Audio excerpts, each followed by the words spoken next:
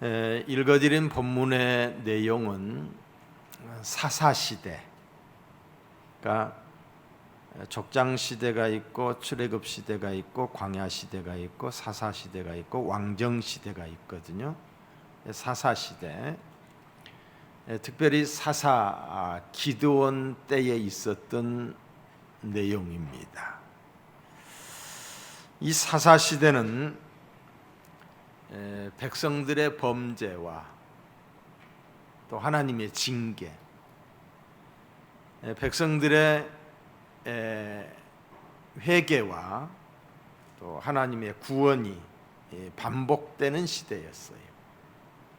백성들이 하나님을 떠나고 우상을 숭배하고 하나님의 말씀대로 살지 않을 때에 하나님의 징계가 임해요. 그런데 그들이 징계 가운데서 하나님을 다시 찾고 회개하고 돌아오게 되면은 하나님이 그들에게 긍휼과 자비를 베풀어 주는, 그들을 용서해 주는 그런 이러한 역사가 반복되는 시대가 바로 이 사사 시대였어요. 그 중에 오늘 본문의 말씀은 그들이 징계를 받고 있을 때였어요. 고난을 받고 있을 때의 그 내용을 기록하고 있습니다. 자, 오늘 본문 3절과 5절을 한번 볼까요?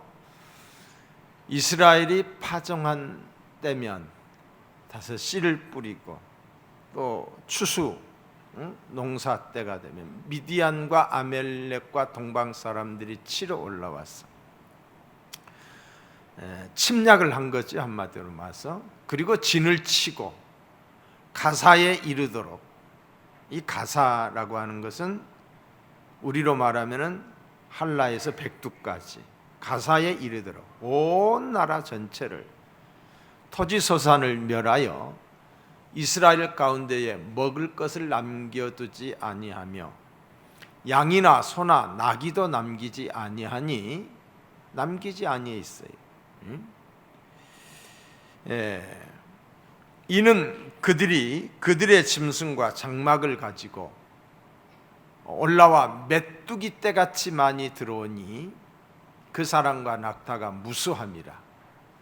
그들이 그 땅에 들어와 멸하려 하니, 가나안 땅을 멸하려고 들어온 거 다 빼앗고, 그 결과 어떻게 됐느냐? 6절에 보시면 이렇게 나와 있어요. 이스라엘이 미디안으로 말미암아 궁핍함이 심한지라. 이 역사가 지금 반복되고 있는 거예요. 반복되고 있어요. 그들은 지금 어느 곳에 와 있습니까? 약속의 땅 가나안에 와 있어요. 가나안에 들어와 있어요. 하나님이 아브라함에게 복을 주시겠다고 약속했던 그 땅, 가나안 땅에 지금 들어와 있어요. 그 땅이 어떤 땅이에요? 축복의 땅이에요.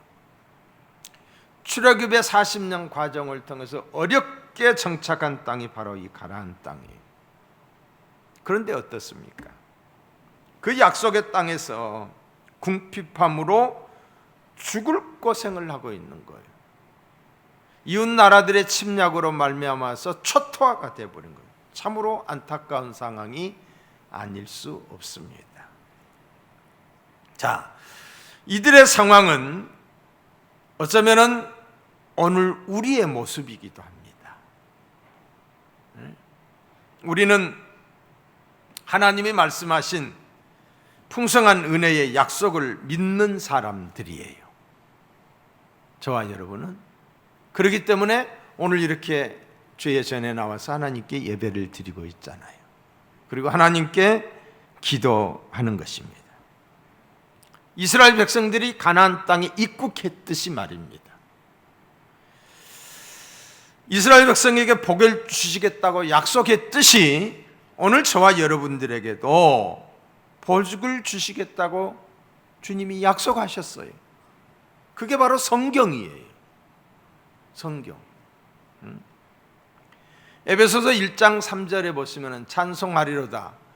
하나님 곧 우리 주 예수 그리스도 아버지께서 그리스도 안에서 하늘에 속한 모든 신령한 복을 우리에게 주시되, 신령한 복을 우리에게 주시되, 하늘에 속한 우리는 그리스도 안에서 그의 은혜의 풍성함을 따라 그의 피로 말미암아 속량 곧 죄사함을 받았느니라.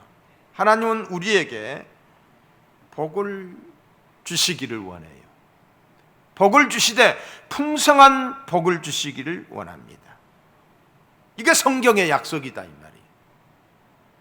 그런데 어떻습니까? 하나님의 약속은 풍성한 그 자체인데 오늘날 우리 그리스도인의 모습은 약속과 상관없는 삶을 살아가고 있다는 거예요. 이스라엘 백성들이 가나안 땅에 들어왔음에도 불구하고 그들이 궁핍함과 고난의 삶을 살듯이 말입니다. 영적 빈곤을 호소하며 더러는 원망과 불평으로, 그리고 감사가 없는, 자족함이 없는 어려운 삶을 살아가고 있어요. 안타까운 현실입니다. 우리의 삶이 그렇다는 거예요. 젖과 꿀이 흐르는 약속의 땅에서 궁핍을 겪었던 이스라엘의 백성들의 상황과 풍성한 은혜의 약속이 있음에도 불구하고 영적 빈곤을 호소하는, 평안이 없는, 자족함이 없는 오늘 우리의 모습과 결코 다르지 않다는 것이.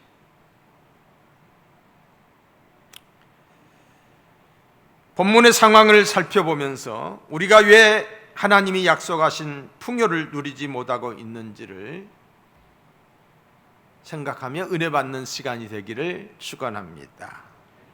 사랑하는 성도 여러분, 우리가 세상을 살다 보면은 나의 의지, 나의 의도와는 전혀 상관이 없이 누군가에게 오해를 사기도 하고 비난을 받기도 합니다. 내가 잘못한 것이 없는데도 상대방의 오해에 의해서 비난을 받기도 하고 또한 불이익을 당하기도 합니다. 아무런 잘못도 없이, 아무런 잘도 없이 이유도 없이 비난을 받을 때도 있고 오해를 받을 때도 있다는 거지요. 힘든 일이 참 힘이 듭니다. 그럴 때면은 그 누구도 사람인지라 마음이 상하고 힘이 듭니다. 그러나 그런 비난의 소리보다도 나를 더 힘들게 하는 것은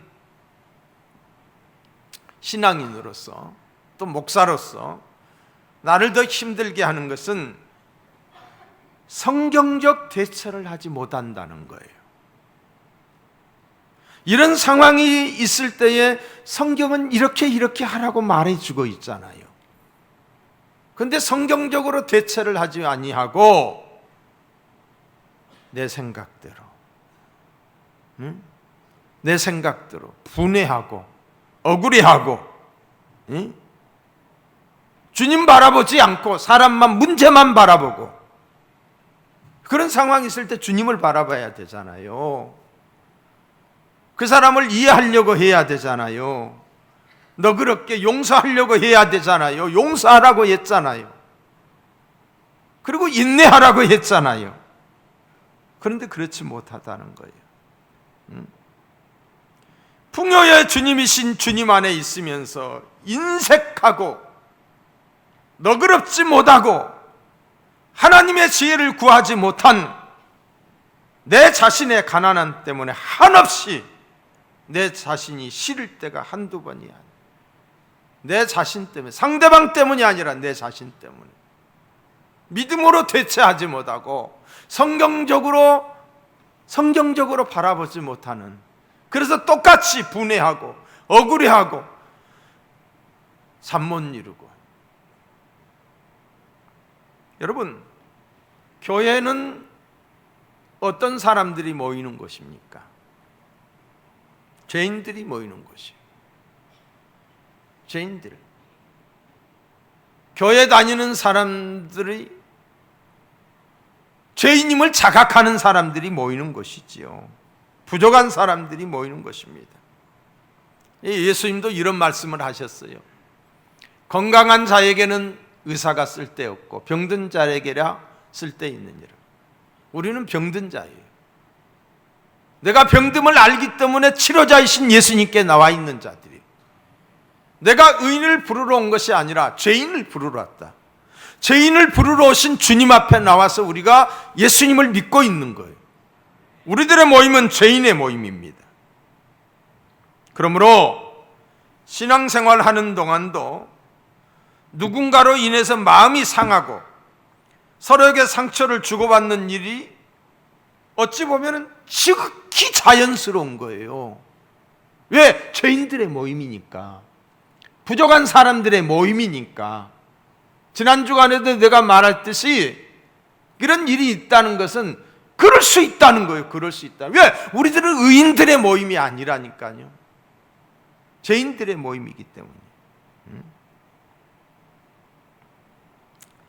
그런데 그 자체로 고민하고 억울해할 것이 아니라, 어떤 문제가 있을 때에 시기하고 질투할 것이 아니라 풍요로운 마음을 품지 못한 내 자신의 모습을 돌아보며 왜 나는 이토록 마음이 좁고 너그럽지 못한가, 가난한가를 고민하고 아파하며 회개해야 할 것이, 그것이 나의 영적 상태를 보여주고 있는 지표이기 때문에 내 신앙이 이 정도밖에 안 되는구나. 조금 설이 내린다고 그냥 고개 숙이고 그냥 죽어버린다? 어떤 설이가 내리더라도 푸르름을 잃지 않고 낙낙장성해야 되는데 내가 이 정도밖에 안 되는구나. 안타까운 거지요. 그렇다면은 오늘날 우리가 경험하고 있는 이 영적 빈곤의 원인이 무엇이며 그 결과는 어떠한가? 그 원인이 1절에 기록이 되어 있어요. 가나안 땅에 있으면서도 그들이 궁핍했던 이유가 1절을 봅니다. 이스라엘 자손이 또 여호와의 목전에 악을 행하였으므로, 이전에 행했던 악을 또 행한 거예요. 반복한 거예요. 여호와 앞에서 악을 행했습니다. 그 결과가 어떻게 되었습니까? 6절을 보세요. 6절. 이스라엘이 미디안으로 말미암아 궁핍함이 심한지라. 심하다고 그랬어요. 백성들이 겪었던 극심한 궁핍과 고통은 그들이 여호와 앞에서 악을 행한 결과였습니다. 우상을 숭배한 결과였습니다.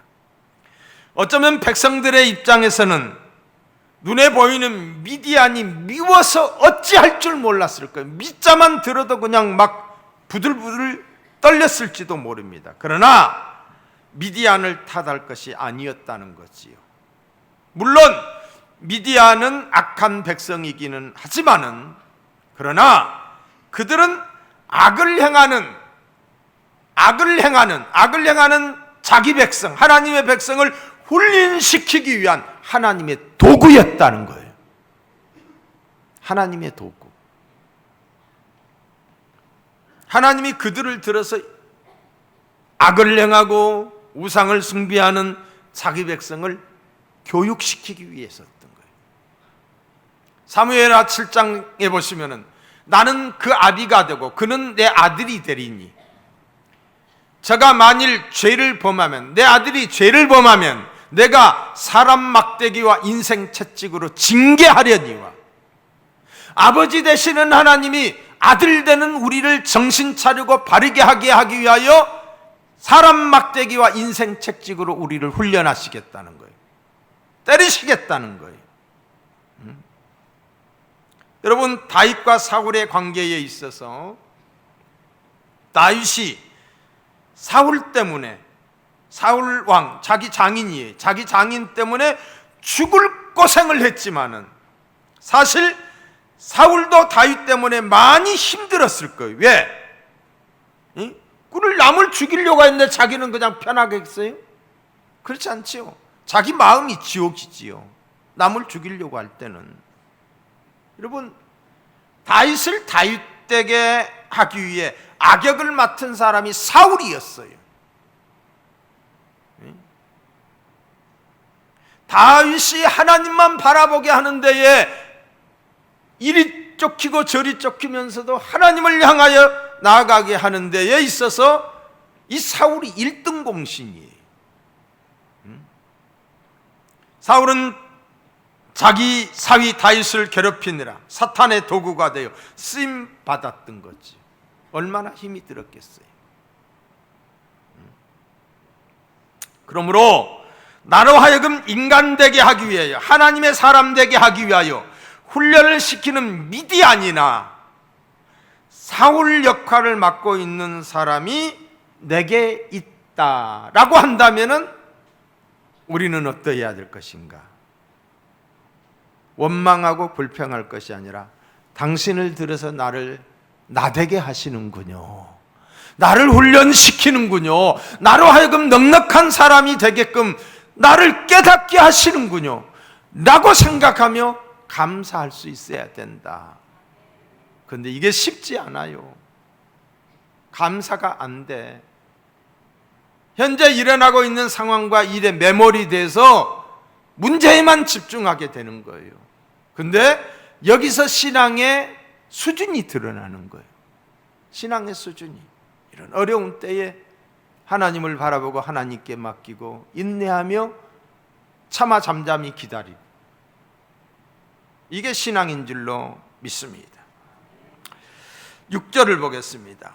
이스라엘이 미디안으로 말미암아 궁핍함이 심한지라.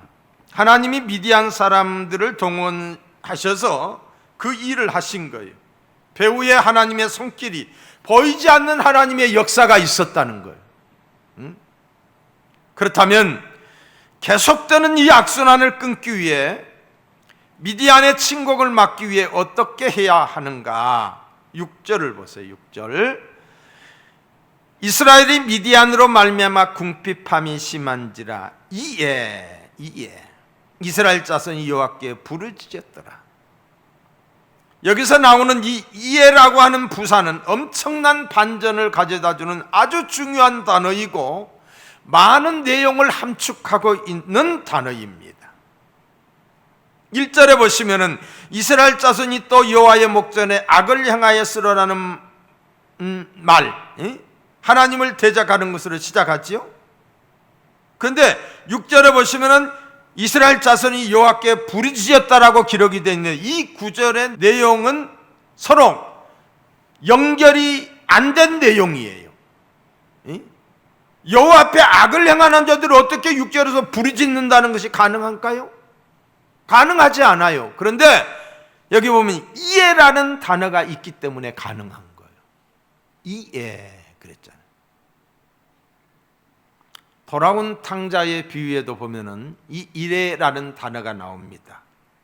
누가복음 15장 16절 이하에 그가 돼지 먹는 지엽열 쫄딱 망해가지고 거지가 된 거예요. 돼지가 먹는 지엽열무로 배를 채우고자 하되 주는 자가 없는지라. 이에 그랬어요. 이에. 스스로 돌이켜 이르되 내 아버지에게는 양식이 풍족한 일꾼이 얼마나 많은가. 나는 여기서 줄여 죽는 거라. 내가 일어나 아버지께로 가서 이르기를 아버지, 내가 하늘과 아버지께 죄를 지었사오니. 여기서 이해라는 단어는 탕자 인생의 전환점 역할을 하는 아주 중요한 단어입니다. 탕자는 쥐엄 열매를 먹는 비참한 그 상황에서 어떠했습니까? 이해. 스스로 돌이켜 아버지를 생각합니다. 이 어려움 가운데 깨달음을 얻게 된 거예요. 여러분, 우리네 인생을 두 가지로 나눌 수가 있어요. 탕자로 살다가 이해를 모르고 비참하게 생을 맞이하는 지옥 인생이 있는가 하면은, 비록 탕자처럼 살았지만은 이해라는 깨달음을 통해서 새로운 삶을 사는 천국 인생이 있다는 거예요. 저와 여러분은 천국 인생인 줄로 믿습니다. 안타깝게도 많은 사람들이 이해를 깨닫지 못하여 회개하지 않아요. 그래서 죄로 말미암은 죄의 저주의 열매를 끌어안고 사는 거예요. 이해를 깨닫지 못하여 기도하지 않으므로 능력 없이 사는 거예요. 순종하지 않아 취업 열매를 맺는 가난한 삶을 살고 있는 거예요. 여러분의 삶에 이해가 있기를, 이해의 축복이 있기를, 깨달음의 은혜가 있기를 주의 이름으로 축원합니다. 자, 이해에 의해서 두 번째 단어는 1절에 보면 7년 동안이라는 단어예요.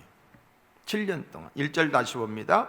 이스라엘 자손이 또 여호와의 목전에서 악을 행하였으므로 여호와께서 7년 동안 그들을 미디안의 손에 넘겨주시니. 자, 이 구절을 보면서 이스라엘 백성이 하나님의 징계를 받아서 무려 7년 동안이나 고통의 세월을 보냈구나 라고 넘어가면은 7년 동안은 한낱 숫자에 불과합니다. 그러나 우리가 영안을 열고 이 단어를 좀 더 깊이 들여다보면은 이 7년 동안이라는 단어야말로 대반전의 열쇠인 이해를 방해한 악한 단어임을 알 수가 있습니다. 7년 동안 하나님의 징계가 계속되었다는 것은 무엇을 뜻하고 있습니까? 그들이 7년 동안 회개하지 않았다는 거예요. 7년 동안이나 회개하지 않았던 거예요. 순종하지 않았다는 말이에요. 다시 말해 이스라엘 백성은 무려 7년 동안이나 매를 맞으면서도 깨닫지 못하고 회개하지 않았다는 거예요. 많은 사람이 고난을 두고 이렇게 이야기합니다. 고난은 유익이야. 고난 당하는 것만큼 성숙해. 고난은 변장하고 다가오는 축복이야. 이렇게 말을 하지요. 그러나 이거는 반쪽짜리 진리입니다. 틀린 것은 아니지만은 많은 사람에게 고난은 그저 고난으로 끝나는 경우가 많습니다. 왜 그런가? 6장 13절에 보면은 기드온이 하나님의 부르심을 받았을 때 항변하는 내용이 나와요. 어떻게 항변을 합니까? 기드온이 그에게 대답하되 오 나의 주여 여호와께서 우리와 함께 계시면 어찌하여 이 모든 일이 우리에게 일어납니까? 많이 듣던 말 아닙니까? 대부분의 사람들이 고난을 만나면 이렇게 반응을 합니다. 왜 하나님 왜 나에게 이런 일이 일어나야 합니까? 항변을 해요. 항변을 하나님께 따지는 거예요. 왜 어떻게 나에게 이런 고난이 있을 수 있냐고 억울함을 표시합니다.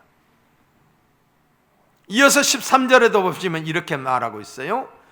또 우리 조상들이 일찍이 우리에게 이르기를 여호와께서 우리를 애굽에서 올라오게 하신 것이 아니냐 한 그 모든 이적이 어디 있나이까? 항변이죠. 항변의 내용인즉 우리 아버지와 어머니는 하나님의 은혜로 기도응답도 많이 받고 이적도 경험했는데 왜 나에게는 그런 일이 일어나지 않는 것입니까? 부모님에게 베푸셨던 이적이 다 어디에 있습니까? 참으로 안타까운 일이지요. 악을 행한 자신의 모습을 보기는커녕 하나님께 원망과 불평을 늘어놓고 있습니다. 자신의 모습을 보는 것이 아니라 도리어 하나님을 원망하는 것을, 악을 보고 깨닫기보다도 하나님을 원망하는 것, 이런 일이 얼마만큼 7년 동안 지속되었다는 거예요. 여러분 깨닫는 것이 복인 줄로 믿습니다. 많은 사람에게 고통이 축복의 통로가 되지 못하고 고통으로 그치는 이유가 무엇일까요? 실제로 많은 사람들이 고통으로 끝나는 경우가 많습니다. 자, 예를 들면은 고된 시집살이를 하는 며느리가 있다고 가정해봐. 요즘에는 그런 눈 씻고 찾아봐도 없을 거예요. 옛날 말이지. 그 며느리는 시댁 식구들의 구박으로 인해서 인생이 풍요로워지고 그 영혼이 맑아질까요? 아니면은 그 인생이 더 황폐해지고 그 영혼이 피폐해질까요? 저는 후자의 경우가 훨씬 많다고 생각합니다. 이런 결과라면은 고통 그 자체는 결코 복이 아닙니다. 고통은 고통일 뿐 고통 자체가 복이나 은혜가 아니라는 말이지요. 고통이 복이 되기 위해서는 7년 동안의 벽을 깨는 영적인 은혜, 바로 뭐가 있어야 돼? 이해가 있어야 되는 거예요. 이해가 있을 때 비로소 고통이 축복이요, 내 영혼을 풍요롭게 하는 유익이 되는 거예요. 세상에서 가장 슬픈 것 중 하나가 고통은 고통대로 당하면서도 여전히 이해의 깨달음이 없이 고통에 갇혀 있다는 거예요. 다윗이 사울 때문에 온갖 고난과 고통을 당하다가 이해를 발견하지 못하고 자신의 감정대로 사울에게 복수의 칼을 휘둘렸다라고 한다면은 다윗의 고난은 고난으로 끝나고 말았을 거예요. 하나님께 쓰임도 받지 못했을 거예요. 그러나 다윗이 고통을 당했을 때 이해를 붙잡고 하나님께 부르짖었더니 하나님이 그를 높여주셨어요. 일국의 왕이 되게 하여 주셨어요. 이런 걸 가리켜서 고난의 유익이라고 그러는 거예요. 고난의 유익이다. 고난이 왔을 때에 내 스스로 해석하는 것이 아니라 하나님의 말씀에 비추어서 해석하고 고난을 가지고 하나님께 나아가게 되면은 고난을 통해서 하나님이 감추어진 복을 주시는 줄로 믿습니다. 우리가 새벽에 나와 하나님께 기도하는 이유가 무엇입니까? 하나님께 부르짖는 이유가 무엇입니까? 우리의 삶에 이해라는 은혜가 필요하기 때문이에요. 파종한 것들을 모조리 빼앗아버리는 어둡고 암담한 현실을 끝내기 위해서는 이해의 은혜를 체험해야 됩니다. 그래서 7년 동안의 두꺼운 벽을 깨고 인생의 반전을 이루는 놀라운 역사, 놀라운 축복의 은혜가 우리에게도 있어지기를, 아니 7년, 70년이 된 사람도 있어요. 가정에 흐르는 이 저주의 벽을 깨는 은혜가 있기를 주의 이름으로 축원합니다. 이 7년 동안의 벽에 갇히는 일이나 영적 침체로 있을 때 우리가 어떻게 그 벽을 깨는 이해를 하여 하나님 앞으로 나아갈 수 있는가? 그 답을 저는 역대하 7장 14절에서 찾고 싶어요. 자, 아주 귀중한 구절입니다. 우리 한번 다 같이 읽습니다. 시작.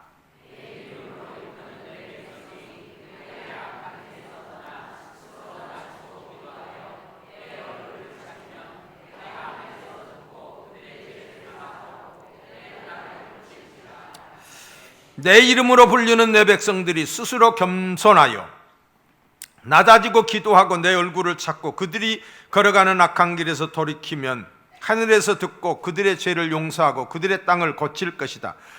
여기에서 우리는 회복을 위한 세 단계를 보게 돼. 첫째는 겸손하여 낮아지고, 두 번째는 기도하며 하나님의 얼굴을 찾고, 세 번째로는 그 악한 길에서 돌이키라는 거예요. 돌이키라. 첫째, 겸손이에요. 인생에 이런저런 문제가 생기고 영적인 침체가 찾아왔을 때 가장 먼저 스스로 돌아봐야 할 것이 내 자신의 교만함이에요. 내 자신의 낮아짐이에요. 모든 죄의 시작이 하나님을 외면하는 교만 때문이에요. 하나님을 인정하지 않는 교만 때문이에요. 어렵고 힘들고 가난하고 힘들었을 때는 그래도 하나님을 인정했어요. 하나님의 도우심을 구했어요. 하나님을 의식했어요. 하나님 앞에 예배하는데 마음과 뜻과 정성을 다했어요. 그런데 이제는 배불러요. 이제는 잘 살아요. 부족함이 없어요. 그 삶 속에 하나님이 빠졌어요. 뭐든지 하나님께 기도했던 사람이 내 마음대로 내 뜻대로 내가 결정하고 내가 하는 거예요. 하나님 보시기에 교만이에요. 더 이상의 축복이 없는 거예요. 하나님을 인정하지 않고 두려워하지 않는 거, 이게 교만이에요. 다른 게 아니에요. 이스라엘 백성들 역시 하나님이 복을 주셔서 평안이 오고 살만해지니까 교만이 고개를 들고 하나님 앞에서 악을 행했던 거예요. 그렇기 때문에 혹시 내가 방심하여 교만해진 것은 아닌지를 점검해 봐야 된다는 거지요. 자신을 돌아봐 스스로 깨닫고 돌이켜야 됩니다. 스스로 깨닫지 못할 때 내 인생의 벽은 결코 무너지지 않는다는 거지요. 겸손할 수 있기를 축복합니다. 목회를 하면서 중요하게 생각한 것 중에 하나가 스스로 깨닫는 거예요. 목사도 사람인지라 목회를 하다 보면은 실수도 할 수도 있고 내 기질적인 성품이 나올 수도 있어요. 어떤 사람은 고집을 부르는데 망할 때까지 고집을 부려. 죽을 때까지 고집을 부려요. 내려놔야 되는데 망하기 위해서 막 있는 것 같아. 스스로 깨닫지 못하고 내려놓고 내가 잘못했구나. 스스로 돌이키면 도리어 그것이 면류관이 될 텐데, 그것이 함께 사는 것이 될 텐데, 여러분 스스로 깨달으시기 바랍니다. 가정도 마찬가지. 내가 문제의 원인이 내게 있다고 하는 것을 상대방에게만 말하지 말고 내게도 있다. 책임이 내게도 있다. 내게도 진짜 그런 것 같아요. 내게도 있어요. 그것까지도 참아야 되는데 그것까지도 참지 못하고 네가 잘했니 네가 못했니 하고 도토리 키재기하다가 문제가 커져버린 거예요. 그것까지도 참지 못한 나. 스스로 깨닫는 삶을 살기 위해서는 늘 하나님 앞에 겸손해야 된다. 할렐루야. 이게 벽을 깨는 거예요. 두 번째, 본질을 구하는 기도예요. 내 이름으로 불리는 내 백성들이 스스로 겸손하여 낮아지고 기도하고 내 얼굴을 찾으면, 우리가 하나님께 진정한 기도를 드리기 위해서는 먼저 스스로 겸손하고 낮아져야 합니다. 낮아지지 않고 무턱대고 부르짖게만 하면은 그 기도가 어떤 기도냐? 무례한 기도가 되는 거예요. 자식이 부모에게 무턱대고 막 소리만 지르면 그게 부모가 듣기 얼마나 힘들어요. 무례한 기도, 중언부언의 기도가 되는 거예요. 그런가 하면은 하나님의 얼굴을 구하는 기도를 해야 돼요. 본질을 구하는 기도를 해야 된다는 거죠.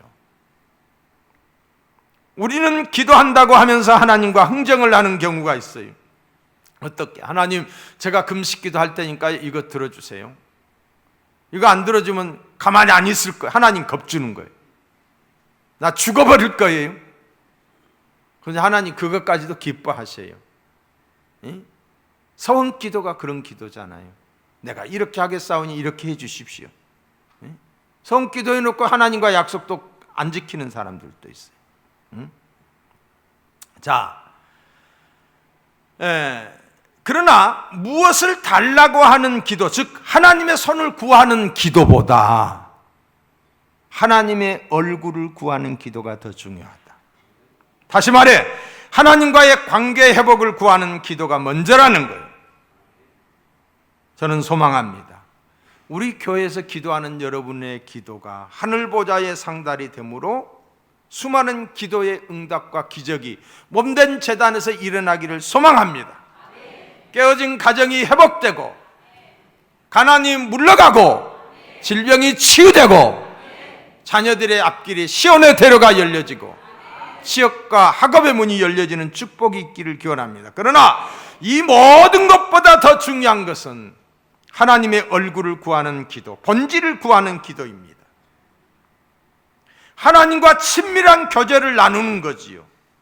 기도의 어떤 결과보다도 기도하는 중에 하나님과 깊이 교제하는 거예요. 하나님의 뜻을 알고 하나님의 마음을 알고 하나님의 마음이 내게 전달되는, 그래서 그 하나님의 마음을 깨달으면서 내 마음속에 하나님의 사랑이 넘치는, 내 마음이 부요해지는, 하나님 자체를 존귀히 여기며 그분의 얼굴을 구하는 기도, 이 기도가 있어져야 돼요. 무엇 때문에 기도, 하나님의 손을 구하는 기도가 아니라 하나님 자체, 하나님의 얼굴을 구하는, 하나님만으로 자족하는 그 기도가 누구의 기도냐? 하박국의 기도예요. 하박국서에 보면 이렇게 나와 있잖아요. 비록 무화과 나무가 무성치 못하며 포도나무에 열매가 없으며 감람나무에 소출이 없으며, 이게 무엇을 구하는 기도? 손의 기도예요. 하나님의 손을 구하는 기도. 밭에 먹을 것이 없으며 우리의 양이 없으며 양간에 소가 없을지라도 나는 여호와로 말미암아 즐거워하며, 이게 하나님의 얼굴을 구하는 기도예요. 나의 구원의 하나님으로 말미암아 기뻐하리로다. 주 여호와는 나의 힘이시라. 나의 발을 사슴과 같게 하사 나로 나의 높은 곳에 다니게 하시리로다. 이 하나님의 얼굴을 구하는 마음의 부요함이 넘치는 능력자가 되기를 주의 이름으로 축원합니다. 마지막으로 악한 길에서 떠나는 결단이 있어야 된다. 그들이 걸어가는 악한 길에서 돌이키면 내가 하늘에서 듣고 그들의 죄를 용서하고 그들의 땅을 고칠 것이다. 악한 길에서 돌이켜야 됩니다. 은혜 받고 기도하는 것으로 끝이 나는 것이 아닙니다. 거기가 끝이 아니에요. 은혜 받고 응답받았다, 시작이에요. 할렐루야. 받은 은혜, 받은 은혜는 삶 속에서 결단으로 이어져야 된다는 거예요. 은혜 받았어요. 깨달음이 있었어요. 예배 때 받은 하나님과의 인격적인 교제와 말씀의 능력이 삶의 현장으로 이어져야 되는 거예요. 그런데 은혜 받은 것은 같은데 결단이 없어요. 끊어짐이 없어요. 뒤돌아섬이 없어요. 여전히 그 상태예요. 여전히 세상 밧줄에 매여 있어요. 돌이키셔야 됩니다. 자, 여러분, 내가 끊지 못하는 것이 무엇일까? 내가 여전히 돌이키지 못하는 것이 무엇일까? 교회 와서는 그래, 그래서는 안 되지, 그래, 하나님 감사합니다, 깨달음죠. 근데 뒤돌아서면 여전히 부둥켜 안고 있는 거예요. 여전히 끌어안고 있는 거예요. 돌이키셔야 될 줄로 믿습니다. 그럴 때 주님의 풍성함을 경험하게 되는 줄로 믿습니다. 사랑하는 성도 여러분, 7년 동안이라는 두터운 벽, 아니 10년이라는 두터운 벽, 가난의 벽, 질고의 벽, 불신의 벽이 무너질 수 있기를 주님의 이름으로 축원합니다. 축원합니다. 하나님의 얼굴을 구하시고 겸손하시고 돌이키는 저와 여러분이 되기를 축원합니다.